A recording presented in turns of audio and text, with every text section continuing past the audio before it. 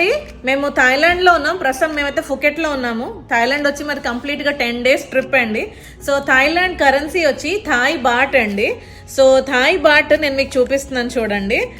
So ఇది 1000 Thai bat అండి. ఇది వచ్చి 500, ఇది వచ్చి 100 బాట్, 50 బాట్. కలర్స్ మనకి ఐడెంటిఫై చేయొచ్చండి. ఇది వచ్చి 20 బాట్, ఇది 10 బాట్ అండి కాయిన్, ఇది 5 బాట్. చిన్న షేప్ డిఫరెన్స్ ఉంటుంది. ఇది 2 బాట్. మరి ఎందుకు 2 బాట్ కి గోల్డ్ కలర్ ఇచ్చారో తెలీదు. 1 బాట్. ఇవి 2 ₹10 మన లెక్కలో. హాఫ్ బాట్ 2 కలిపితే 1 బాట్ అవుతుంది. ఇంతకీ ఒక్క థాయ్ బాట్ మన ఇండియన్ కరెన్సీలో ఎంతో తెలుసా? ఒక్క థాయ్ బాట్ మన ఇండియన్ కరెన్సీలో వచ్చి ₹2.30 ఆర్ 50 చేంజ్ అయితే ఫ్లక్చువేట్ అవుతుంది, రోజుకి మారుతూ ఉంటుంది. బట్ ₹2.30 ఆర్ 50 లోపల ఉంటుంది.